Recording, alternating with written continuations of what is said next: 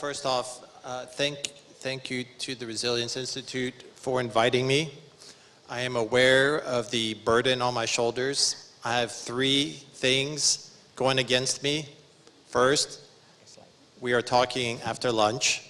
People are already sleepy. Two, I am still recovering from jet lag, so I'll be a little sleepy. And third, we will be discussing economics, which is a topic that can be very challenging to focus on as well, but I shall endeavor to do my best. All right, so today I'm talking about and I will try to speak slower, being sensitive to the fact there is a translator. So we are talking about the maritime political economy in the Asia-Pacific. I would like to begin by noting that by all accounts, the Asia-Pacific or Indo-Pacific is expected to play a critical role in the future of the global economy. Many estimates put about 50% of world GDP in the Indo-Pacific by 2050. Most of the world's urban population, about half, is expected to be in the Indo-Pacific. And the working age population in Asia is expected to be roughly 3 to 4 billion people by 2040. Compare that with Europe, which is expected to only have 500 million. And in the United States, about 300 million people of working age by 2040. It shows you the enormous economic potential of Asia. Thank you for advancing. Please hold it on this slide. So to realize, thank you. To realize that potential, the maritime political economy will play an especially important role. Already, shipping accounts for the great majority of economic trade activity. As this slide indicates, seaborne trade has doubled every decade since 1945, and currently about 80% of global trade in goods occurs by sea.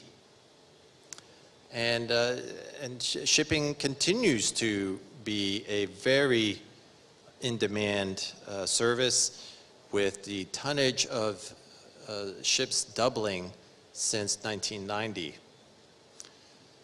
Most shipping is containerized, and the map on the right shows where some of the most active ports for containerized shipping is located in East Asia.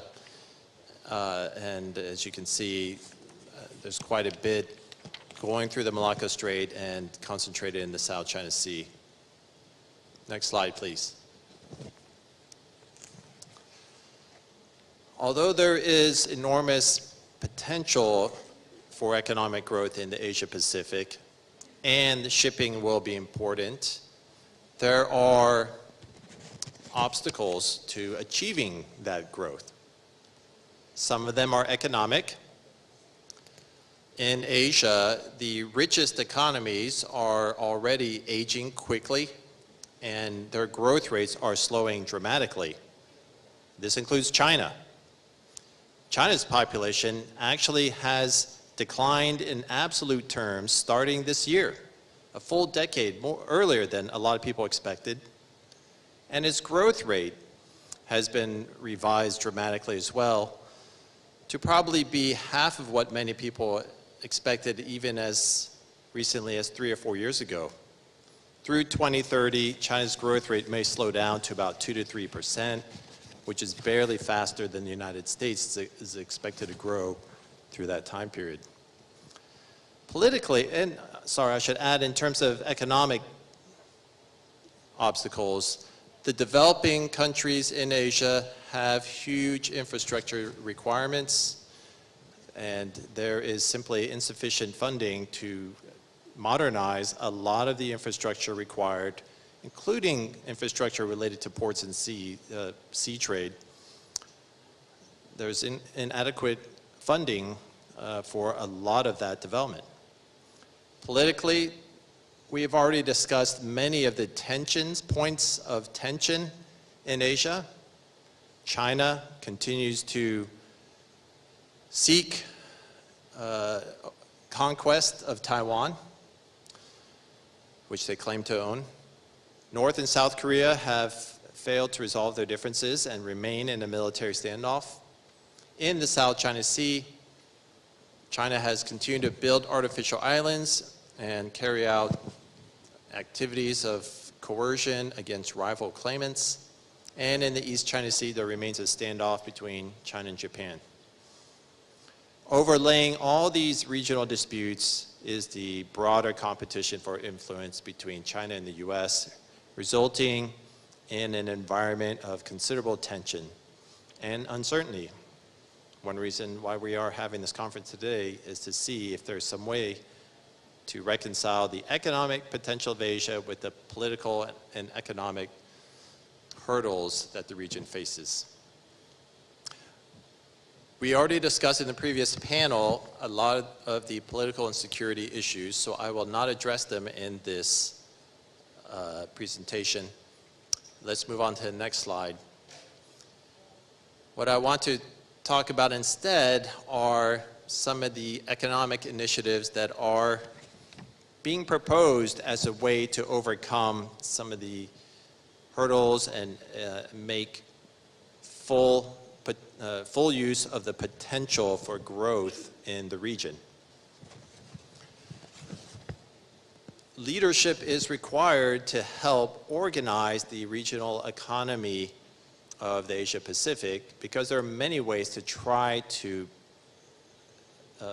maximize the potential of trade and build the infrastructure and manage the points of tension that are common throughout the region.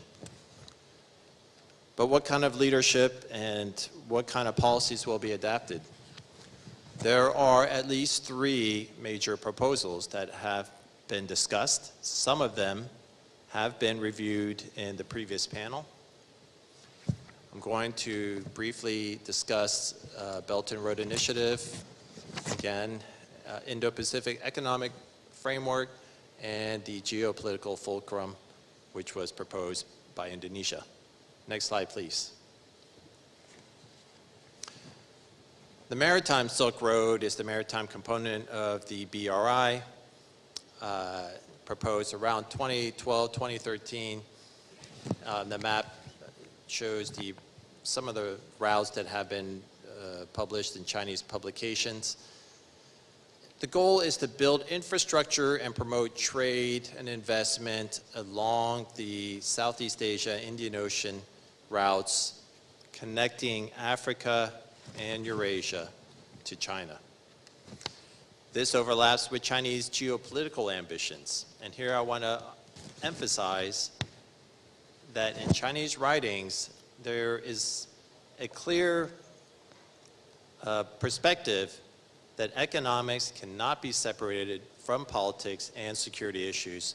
The Chinese have stated over and over again that those who become economic partners with China must be ready to become security partners and political partners as well. And so those political and security ambitions cannot be divorced from the economic plans of the BRI. Next slide. The U.S. also has proposed an economic concept, Indo-Pacific Economic Framework. The governor discussed this in good detail in the previous panel, so I won't go into a lot of detail about it. There are 4 components. A main criticism of the IPEF is that it is not a traditional trade agreement. It does not offer the incentive of expanded market access that the previous Trans-Pacific Partnership offered. And so there are concerns about how far-reaching this is. IPEF is fundamentally driven by security concerns, and probably the feature that is most attractive to countries is the feature about supply chain security and resilience. This involves a number of proposals to help countries notice and detect early on when there are serious vulnerabilities and to build resilience into their supply chains. But the other aspects of the IPEF primarily deal with simplifying procedures to speed up trade and cooperation and incentives to promote shared goals like expanding green energy initiatives and reducing corruption. There's no question that the IPEF is tied to American goals of maintaining its influence, and it is not a surprise that most of the countries that have signed on have been primarily American allies and friends, but there are other countries who are not necessarily American allies who have signed up, including Indonesia, due to their interest in one or more of these proposals or parts of this proposal. Last point I would make about the IPEF is that this is a modular agreement. It is not an agreement that requires acceptance of all four aspects. Countries can pick and choose which of the four aspects they would like to accede to, and in fact that is what has happened. Some of these aspects, of the four, some of these four features have moved faster towards agreement than others, and that is by design. Next slide, please. ASEAN has not been passive in thinking about how to build the maritime political economy, and Indonesia in particular has, at least as of 2014, actively promoted a vision for realizing the economic potential of the area. The geopolitical fulcrum was proposed by Indonesian President Joko Widodo. My understanding is that the status of this is debated. Parts of it appear to have moved forward into government policy, and other parts is less clear. Nevertheless, I think the significance here is that countries in ASEAN realize that they don't have to choose what the US or the Chinese are offering, but they can be very active in shaping the choices and proposing their own choice. And in fact, I would like to suggest that that is, I think, an important way for us to think about how we can build in a stable manner a framework for realizing the economic potential of the region. Next slide, please. So if we have these three options, and the US and Chinese options have the most resources behind them, there's, I think, at least two ways to consider how to respond to these options. The first option I call the menu option. And this is the idea, I think someone mentioned in the previous presentation, the idea of choosing right or left. This is the idea of choosing either wholesale the Chinese approach and signing up to Chinese economic leadership, political leadership, security leadership, or signing up with the US political, economic, security leadership, one side or the other. That's the menu option. The other possibility I suggest is what I call a la carte. This is the idea of countries selecting from both menus, whichever one suits them best, and not caring so much if they choose one side or the other. Both of these options have advantages and disadvantages. The first option, the menu option, one country can choose to be a good friend of either China and the United States and reap all the benefits of being the friends of that country. But the drawback is you will antagonize the rival and anger them.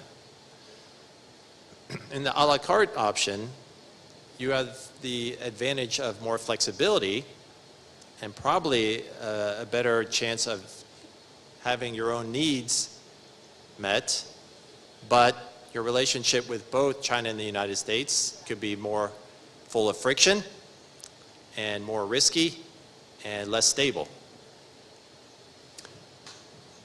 In my analysis, what I am seeing countries do is gravitate more towards the latter option as probably the option that serves their interests best. And I think that's probably a very reasonable approach.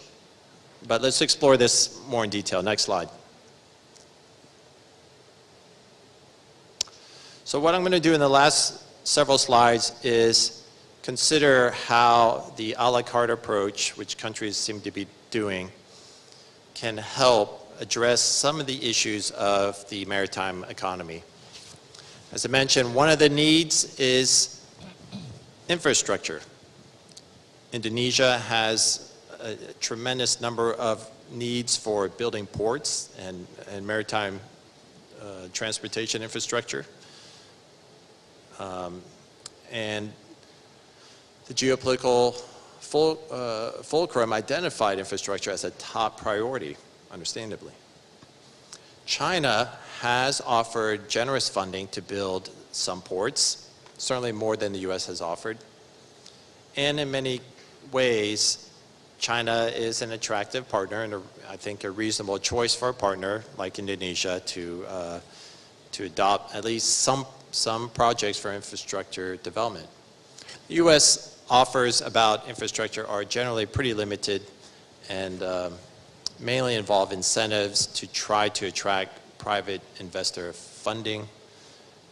In this case, China could be a good choice for a country who needs infrastructure and a generous sponsor like China. Next slide.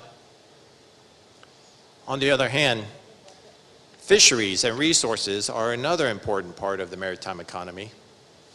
Indonesia has a large fisheries industry, and finding ways to ensure stable fisheries is important for economic growth and the maritime economy of Indonesia. China has offered to be a partner, but it is clear from the Chinese ideas and their behavior that one of the prices of cooperation with China will be that countries like Indonesia must accept and tolerate Chinese illegal, unreported, and unlawful fishery activity in their area. The US, by contrast, has offered to help countries like Indonesia more effectively police their fisheries and regulate such fishing activity.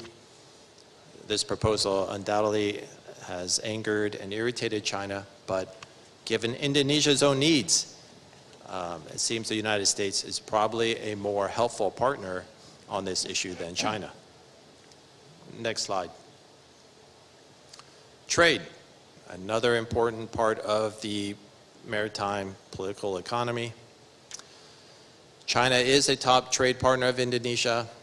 They have promoted the RCEP, Regional Cooperative Economic Partnership, which was signed in 2020 and became active as of this year.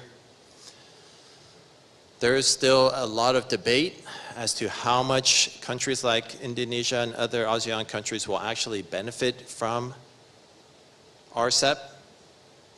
There's more evidence to suggest China will benefit greatly due to its ability to access markets for its industries. But nevertheless, certainly China is a huge market and there is potential for Indonesian producers.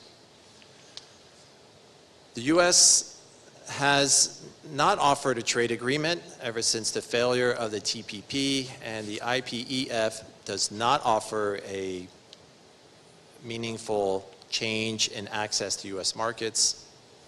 The US has instead tried to offer updated rules for some of the cutting edge industries like digital technologies and digital services.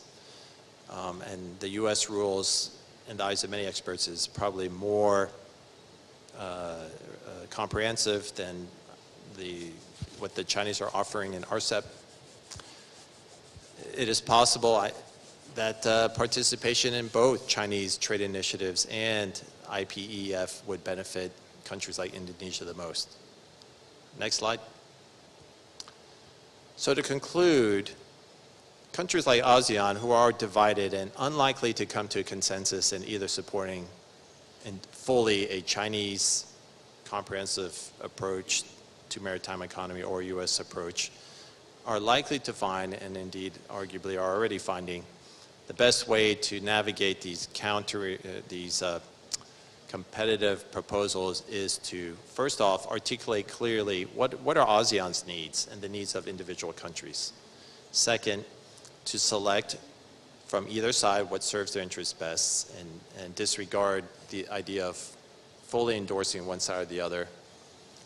And then recognize that at the end of the day, both the US and China are interested in playing a role in the revival of Southeast Asia's economy and have a strong incentive to find ways of making this work. I'm not discounting the possibility that some of these political tensions that we discussed in the previous panel could prove problematic, but the more actively countries in ASEAN engage with the US and Chinese in clarifying what their economic needs are, which proposals are most use to them, and which ones are least use to them. In my analysis, that offers the most promising prospect of achieving the shared goal of bringing about prosperity in the region. Thank you.